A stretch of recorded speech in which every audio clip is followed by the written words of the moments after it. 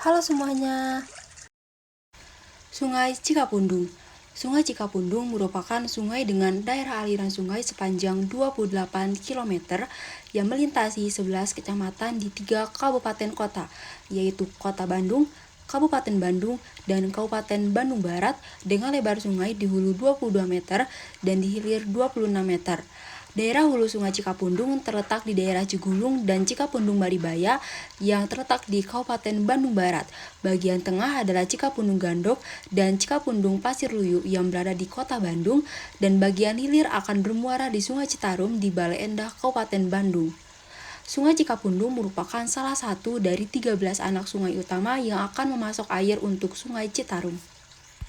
Dalam pemanfaatannya, Sungai Cikapundung digunakan sebagai drainase utama pusat kota, sebagai objek wisata Bandung seperti Maribaya, Curug Dago hingga Teras Cikapundung, sebagai penyedia air baku perusahaan daerah air minum (PDAM), serta sebagai sarana irigasi pertanian. Lalu, untuk mengetahui bagaimana ekosistem dari Sungai Cikapundung, saya meneliti atau mengamati 3 titik lokasi berbeda dari Sungai Cikapundung, yaitu Teras Cikapundung, BBW Citarum, Jalan Kebun Bibit Taman Sari Kota Bandung di bawah Jembatan Prof. Dr. Mochtar Kusumatmaja, dan di Jalan Perintis Kemerdekaan Sumur Bandung. Dilakukannya pengamatan pada 3 titik lokasi yang berbeda adalah untuk mengetahui bagaimana kondisi dari ekosistem Sungai Cikapundung. Karena seperti yang kita ketahui, dari lokasi-lokasi yang saya amati adalah lokasi-lokasi yang memiliki perbedaan terhadap pemanfaatan sungai, yakni seperti Teras Cikapundung sebagai objek wisata, sedangkan lokasi Sungai Cikapundung yang melewati Jembatan Prof. Dr. Mochtar Kusumatmaja merupakan lokasi-lokasi pemukiman padat Kota Bandung, dan lokasi ketiga, yaitu Sungai Cikapundung di Jalan Perintis, merupakan wilayah pusat Kota Bandung. Kondisi ekosistem dari 3 titik lokasi pengamatan tidak berbeda jauh, yaitu tersusun atas organisme flora dan fauna serta beberapa penyusun komponen abiotik. Organisme flora tersusun oleh rumput yang tumbuh di tepian sungai dan juga badan sungai, dan organisme fauna tersusun oleh capung dan beberapa jenis ikan kecil. Sedangkan komponen abiotik tersusun oleh batu dan pasir yang berada pada badan sungai. Yang menjadi pembeda antara tiap titik lokasi adalah beberapa penyusun ekosistem, seperti di lokasi Teras Cikapundung terdiri dari pohon bambu dan beberapa pohon lainnya dikarenakan dekat dengan hutan kota. Sedangkan ekosistem di lokasi kebun bibit terdapat ikan mas dari kegiatan budidaya yang dilakukan oleh masyarakat.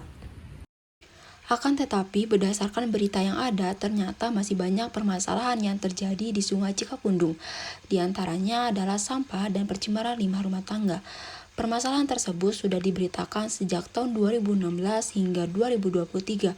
Meskipun sudah dilakukan penanggulangan oleh beberapa pihak terkait, nyatanya belum bisa menyelesaikan permasalahan tersebut.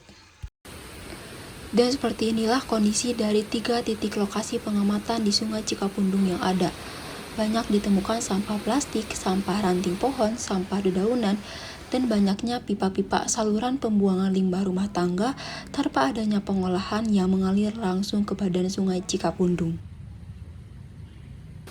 Adanya beberapa titik lokasi sampah dari ketiga lokasi yang diamati di Sungai Cikapundung disebabkan karena kurang adanya kesadaran dari masyarakat, sampah daun dan ranting pohon yang tidak segera dibersihkan, serta kurangnya bak sampah atau TPS untuk menampung sampah sementara.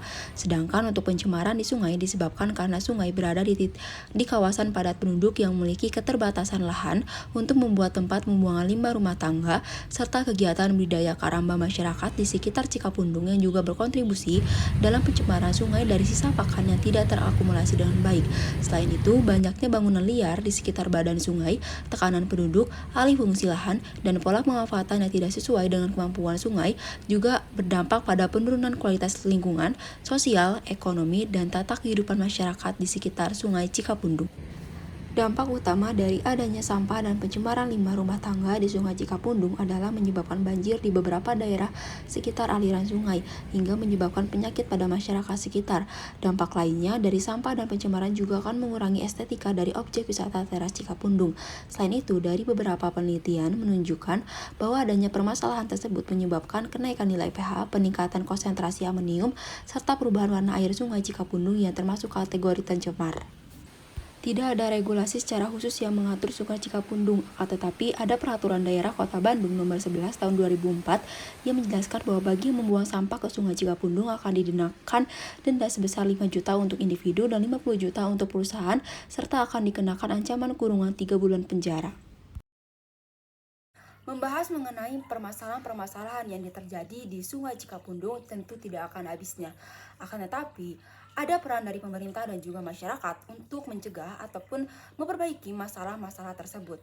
Solusi yang dapat dilakukan oleh pemerintah adalah dengan melakukan restorasi dari Sungai Cikapundung dengan melibatkan beberapa pihak terkait seperti masyarakat, pemerintah daerah, ataupun pemerintah setempat sebatas RT dan RW.